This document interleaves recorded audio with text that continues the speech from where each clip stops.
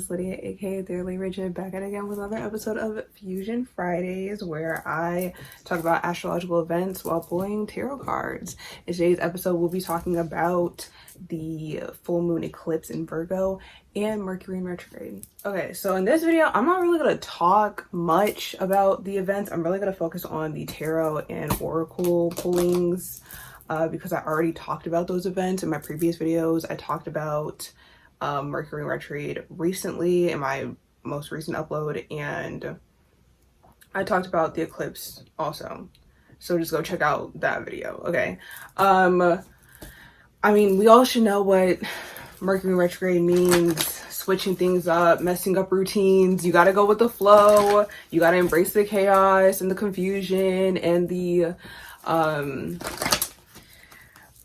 oh my god, we have the High Priestess here coming out. I don't even want to say like lack of communication or like, because I feel like, and I said this in my video, if you have been doing the work you are supposed to be doing, Mercury retrograde and eclipse season is going to work in your favor. It's going to resolve any issues that has been occurring and persisting during Mercury direct and just during the regular moon phases. Like, it's just igniting much needed change and shakeups to routines and just how you live your life and your perception, because we have that double Mercury energy. We have that full moon eclipse in Virgo ruled by Mercury, and then we have Mercury going into retrograde, the planet that rules the sign that the moon was in when it was a full moon.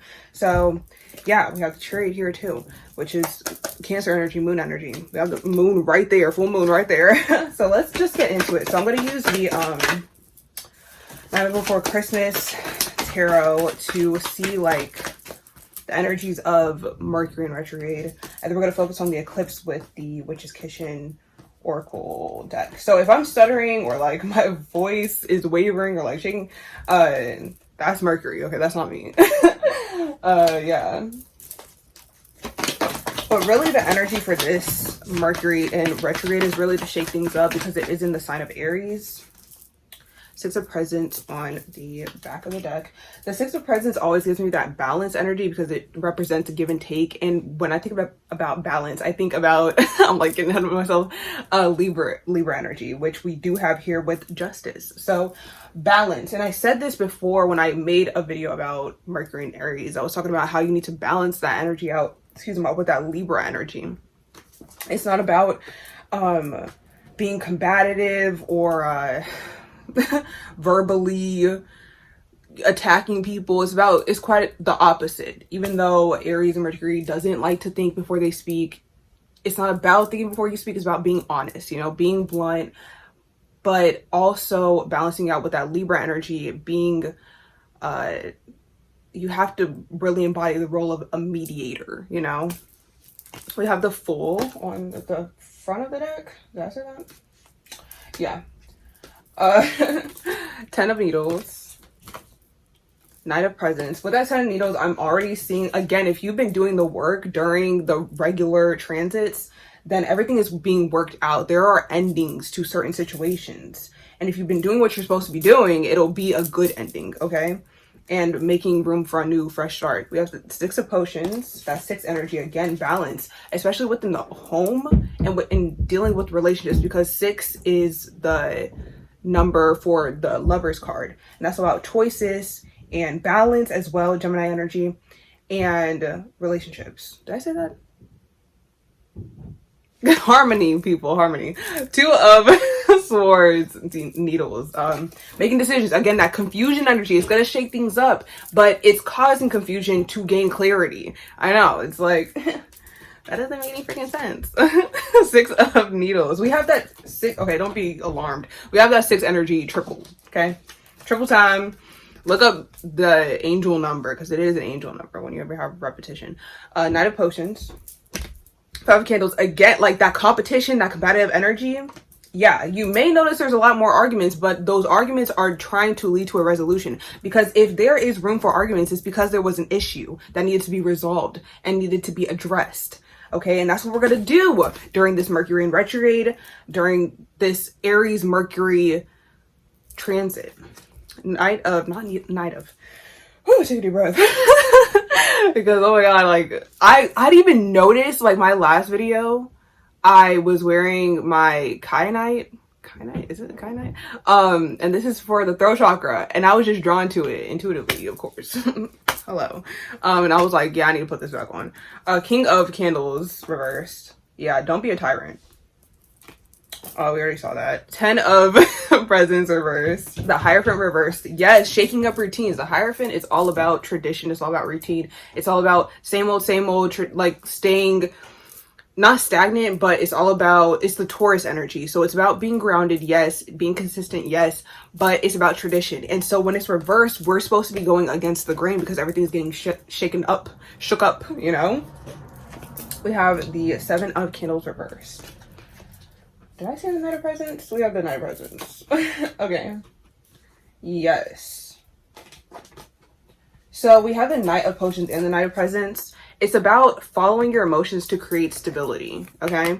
Because we're shaking, why did I say like that? Shaking up for certain foundations, we are trying to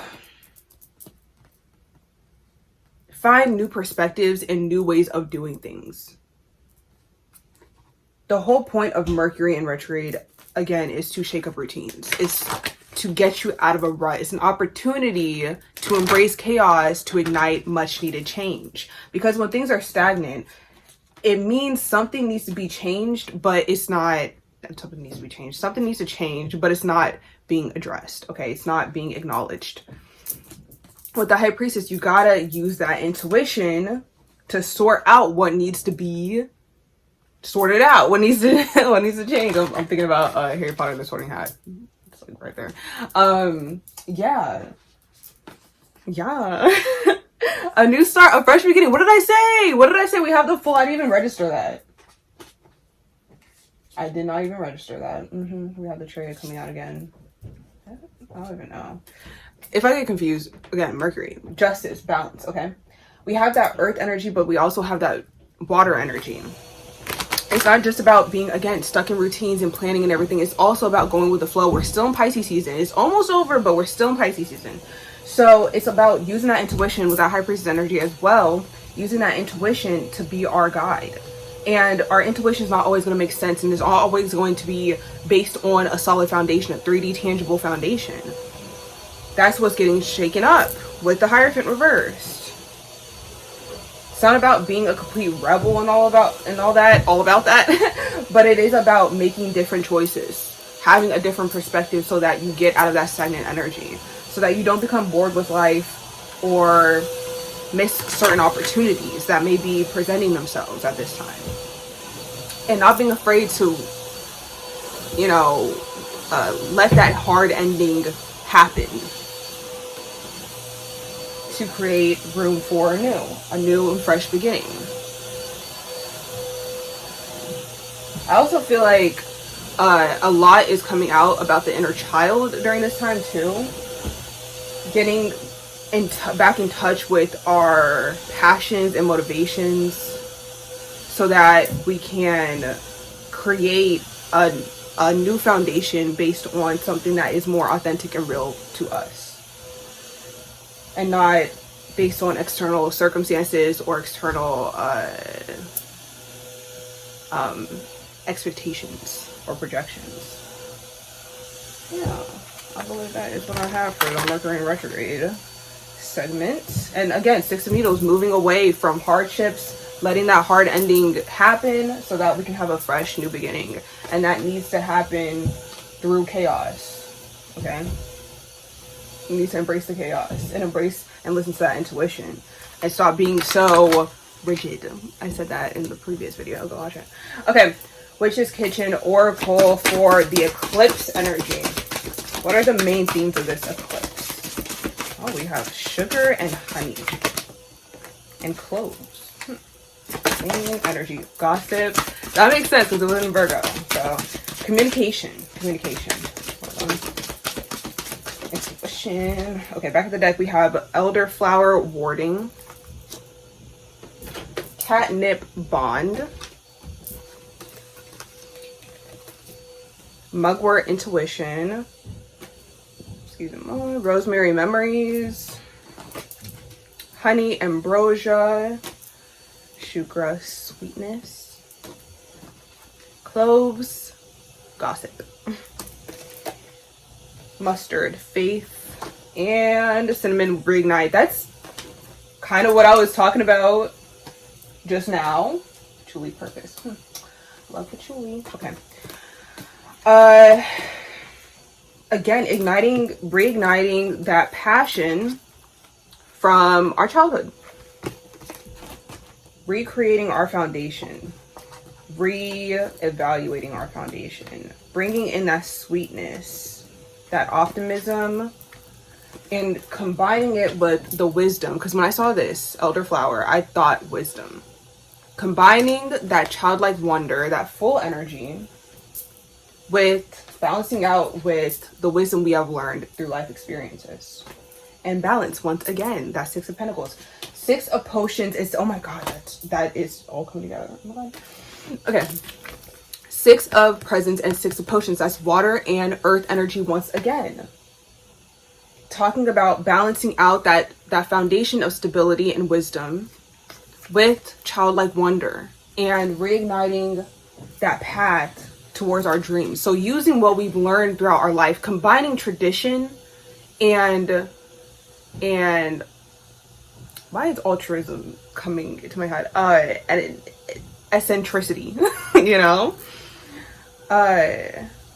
Combining that sweetness with that wisdom.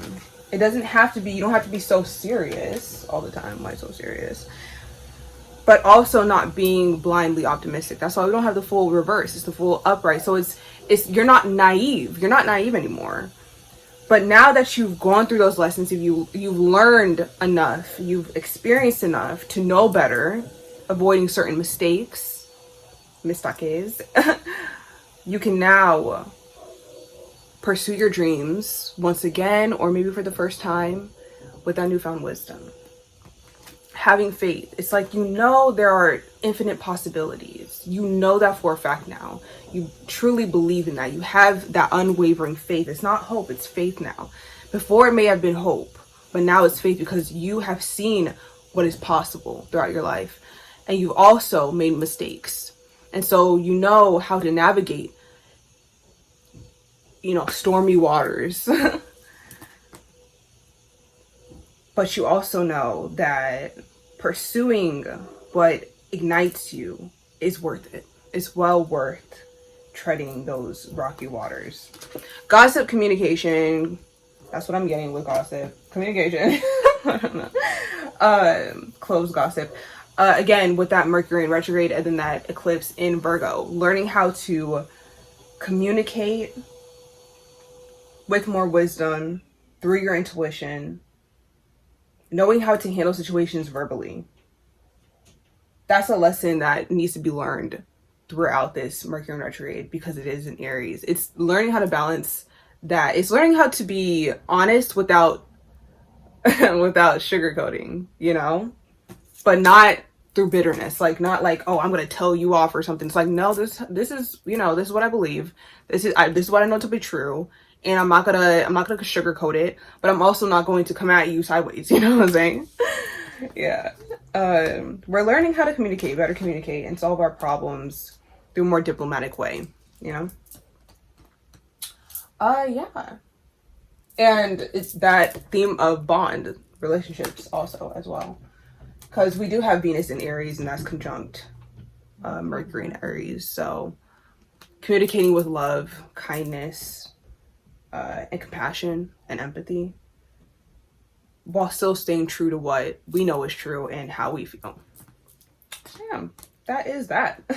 This is all I have for this episode of Fusion Fridays. I hope you all liked it. Give this video a thumbs up if you did. Subscribe for more. I do these every week. And comment down below how these energies are affecting you.